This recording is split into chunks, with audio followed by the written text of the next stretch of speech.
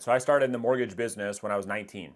So Okay. pretty much right out of high school. I mean, I worked somewhere else for a year, but then I got into the mortgage business when I was 19 years old, and I was a kid. I mean, you're a kid at 19, and I'm doing three, four, five, $800,000 mortgages. I didn't even know what a mortgage was, right? And so I learned a lot. I really learned a lot. I grew up very fast. I was around billionaires, at 19 years old, having mentors that have grown massively, wildly successful organizations and great leaders and great sales training at a very young age. And so I was lucky to start my career off that way.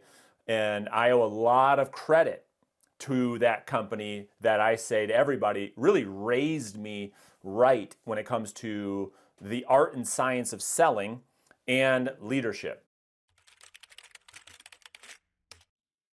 Yeah, absolutely. So, yeah, I met my wife at Quicken Loans. And so we both looked at each other and said, well, probably doesn't make sense for us both to be in mortgages if we're going to make this thing work, which we did. We're married now and we've got three beautiful daughters. And so we didn't want to put all of our eggs in one basket. However, we kind of did. I got into the business during the financial crisis of '07, '08, and what a great time to get started in real estate, right? Yeah, right. And so mortgages, it was insane. I mean, mortgage business dried up. Real estate was very difficult. That's when I got really started.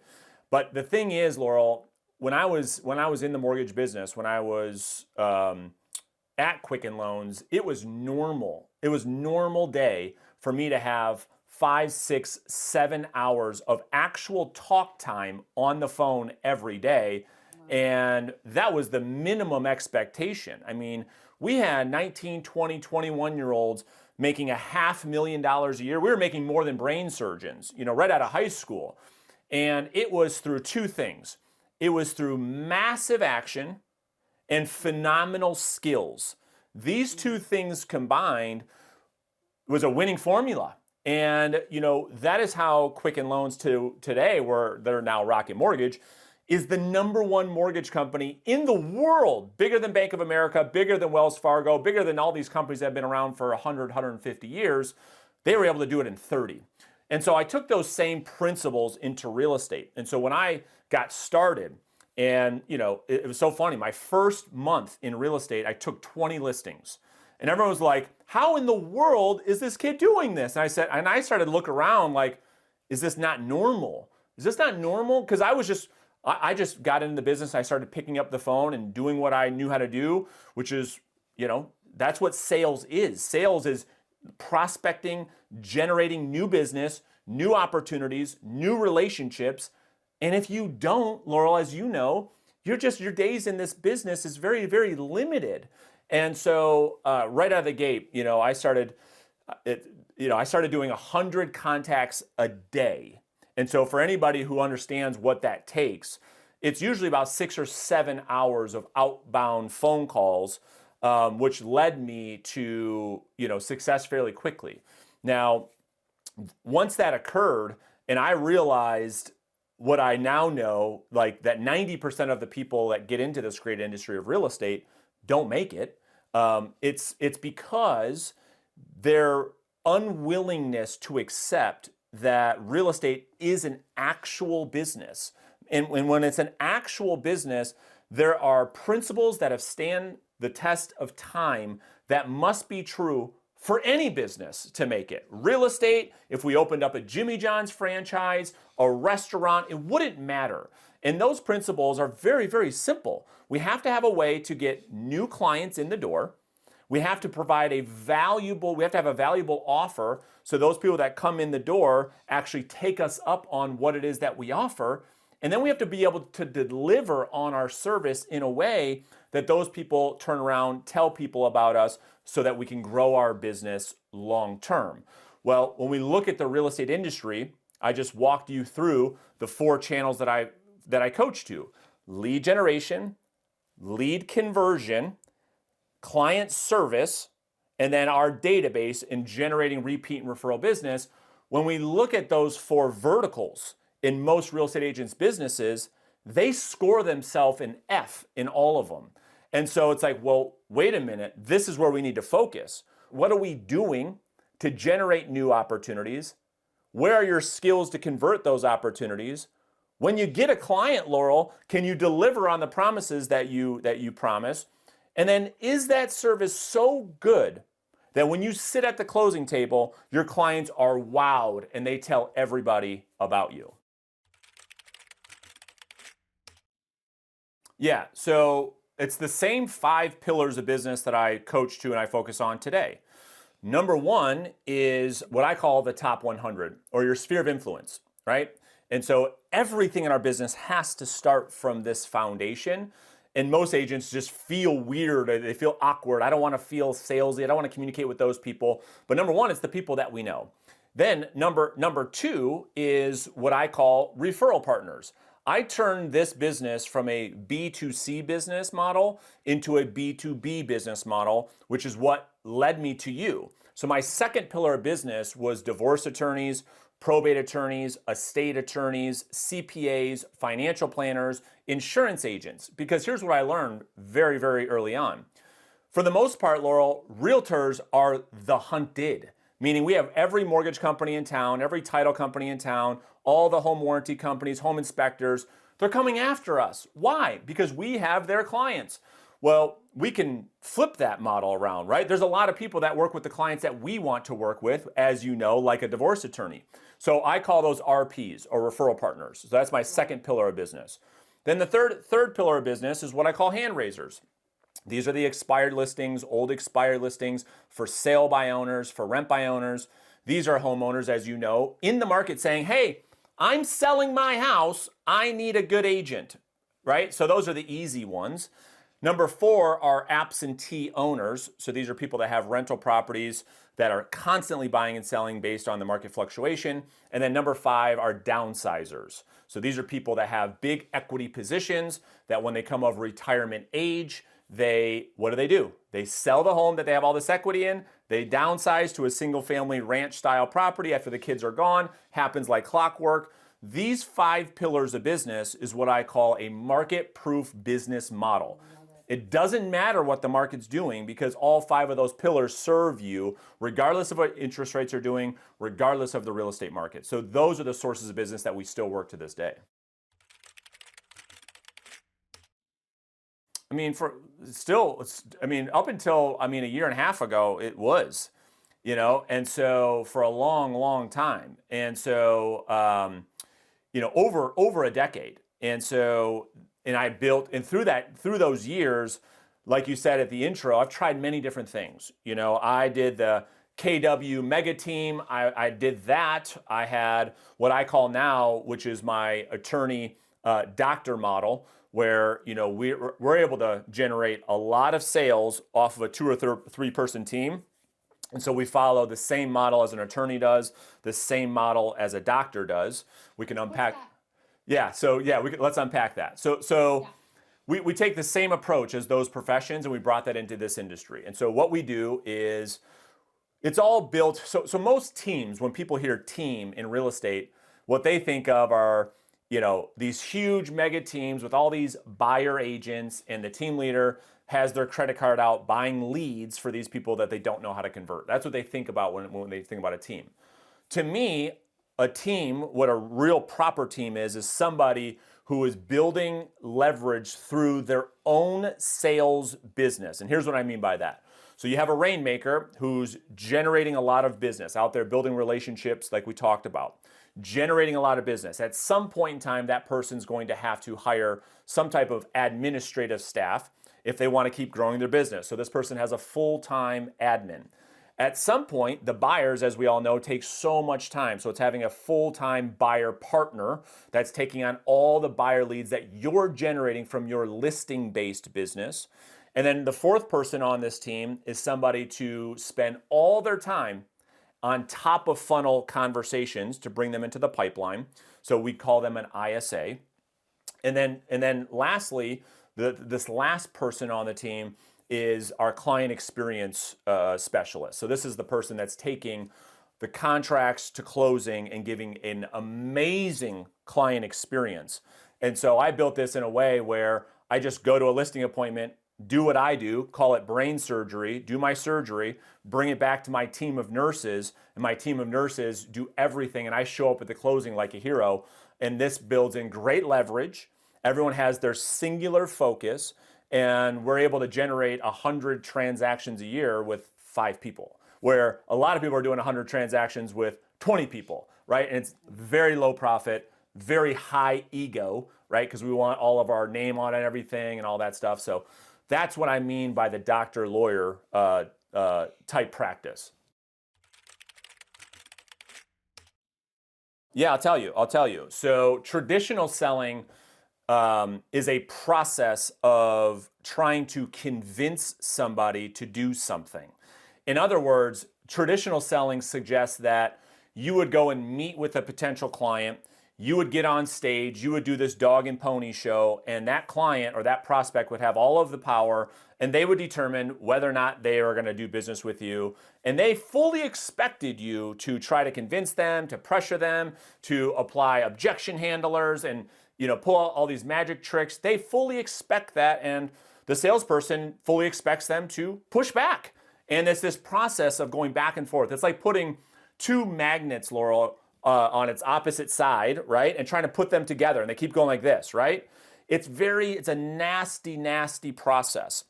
Reverse selling takes the principles of social economics and behavioral psychology in addition with the Socratic method, and we understand first how people make decisions, and then we base our sales approach off of how people make decisions. And so in other words, reverse selling is a process of understanding what somebody's true desired outcome is.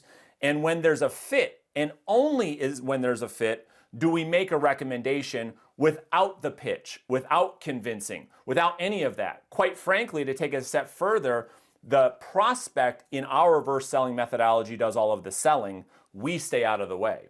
And so that would give you a good foundation for what it is and how it works. Yeah, I'll give you, yeah, absolutely. So again, give an example. Yeah, I'll give you a total example. And so top litigators are the best at the Socratic method in the attorney space that you and I both live in.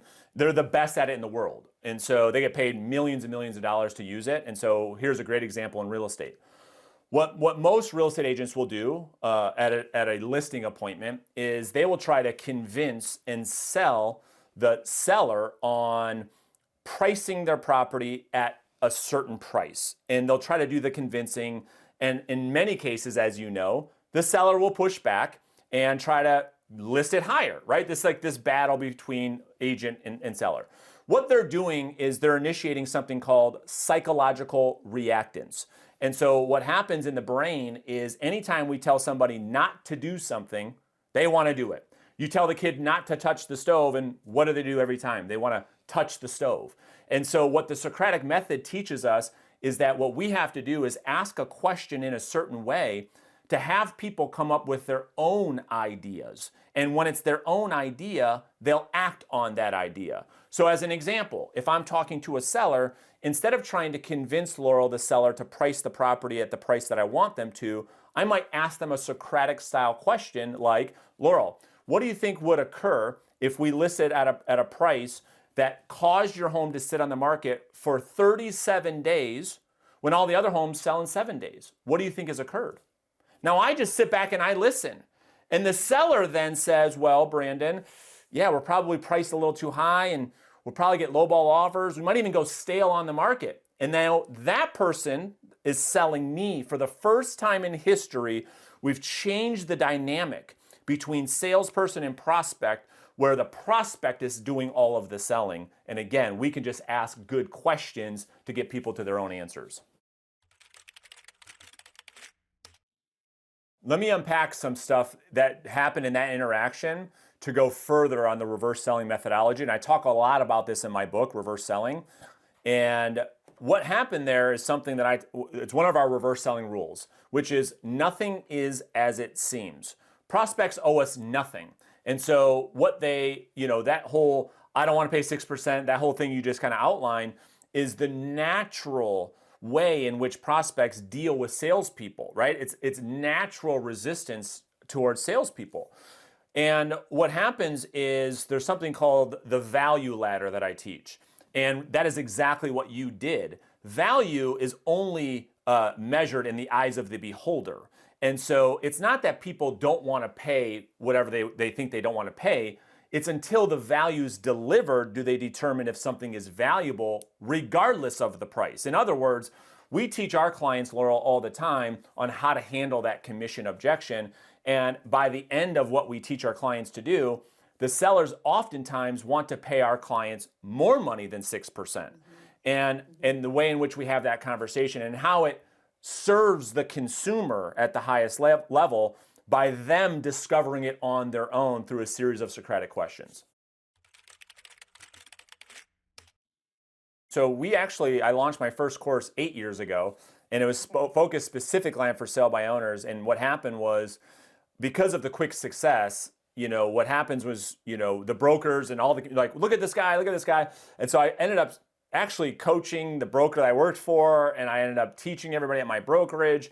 And so, I got all the same questions all the time. So I put that in a course, and we've been coaching agents now for the last five or so years. And so, people can go to reverseselling.com and learn more about what it is that we do. We've got, different offerings, if you will. We've got courses and we've got group coaching, and I'm doing one-on-one coaching now again, which is in high demand because we have over 4,000 clients now that we help all around the country. And those 4,000 clients were like, when are you going to do one-on-one? When are you going to do one-on-one? And so we started doing that again. So the whole premise around what it is that we teach agents to do, to your point, is first and foremost, is we have to reframe their mindset of what it means to actually be in real estate sales. Because what they think it is and what it actually is, there's a lot of self-limiting beliefs around the negative connotation about being in sales. So we talked about the methodology of old traditional selling, but think about all the people that find themselves in a sales position that have that same mindset. Like, it just feels yucky to sell. And so there's a lot of rewiring to do. So I put people through a lot of neurolinguistics when they first start working with us in our mindset training. And so they go through that first and foremost, because here's what we know about mindset.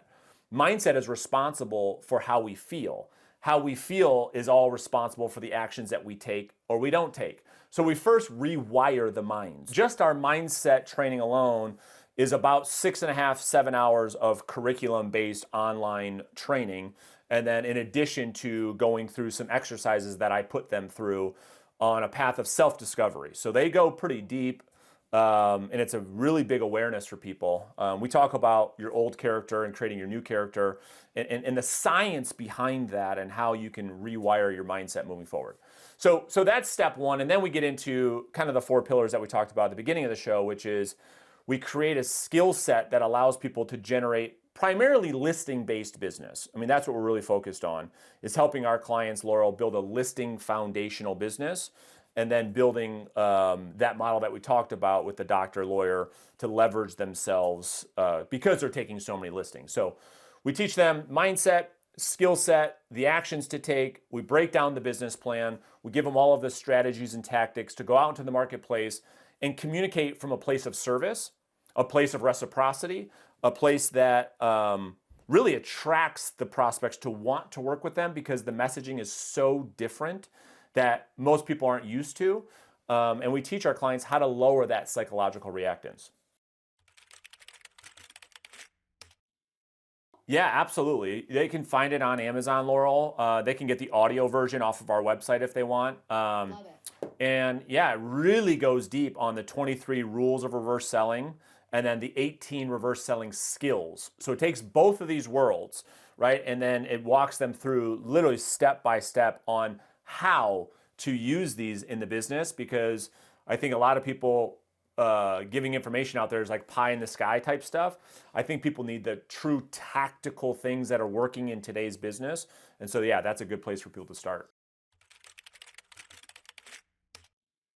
No, I don't. And right now, and I'll at least give myself a little bit of insurance to change my mind later. But right now, I don't have any interest in building the number one coaching company. I don't want to do any of that. I want to get my clients results. That's all I care about. I don't need the accolades. I don't want to have all these coaches muddling the message so that we can create revenue. I think it's a very, very, very big responsibility to for somebody to invest in themselves through what it is that you teach, and we take that very seriously. And so I'm it. I do all of our education, and so whether that be in our group or our one-on-one, I work with our clients personally. Just like the doctor, right? Just like the doctor. You do not want the secretary cutting your head open when you need brain surgery. And so I've taken that same approach in our coaching business. We've got a whole team on our coaching business, but I'm the only one delivering what it is that I believe help the clients get the results they're after, which is a very sustainable, practical approach to generating consistent income that serves their family for their entire career. I mean, probably Darren Hardy for me. And so for those of you not familiar, probably made one of the biggest impacts in my life. And so a lot of you probably might know him through his book, The Compound Effect, but just through doing many things with him and his company, huge, huge, huge impact that he's made in my life. Yeah, as it relates to life or real estate, well, I'll give it. It doesn't matter. This will serve both. Watch this. There's something that Darren taught me that will really serve your community, Laurel, at a very high level, and this is called the pain-pleasure pendulum. And here's how it works. As we go through life, we're looking for evidence that what we're doing is either leading us to our goals or leading us away from those goals. And the only evidence that we have with removing the emotion is whether or not we are in our comfort zone or if we're in pain. And here's the thing about the pendulum. We can only push the pendulum on the side of pain to come back on its equal side for success. In other words, look at working out or fitness or relationships. When you pay the price on the pain side, you wake up early, you go to the gym, you eat healthy, you make your calls, you go to the business networking events, that only can come back on its equal side on success. But here's what happens, and here's what we know. Most people only put themselves in a little bit of pain, so they only experience a little bit of pleasure. And so what we have to look at is when things are uncomfortable, when we're in situations that we are unfamiliar with, that is the only evidence that we have that we're doing the right thing. And when things are cozy and comfortable, that's the only evidence that we have that suggests we are not on the path of growth, that we aren't getting closer to our goals. And so you can bring this pain pendulum to everyday life and ask yourself the question, was that easy to do? Probably wasn't stretching myself very much. Probably aren't going to get great results because I wasn't pushing myself. And so I think about this on a daily basis. And so, practically it's parking the car and walking into Starbucks instead of going through the drive-through. It's going to that business meeting that makes you so uncomfortable, where you get the little red blotches, because that leads you to growth. And so I think if the audience can think about that as they move forward with their life, I think it'll be a big impact for them.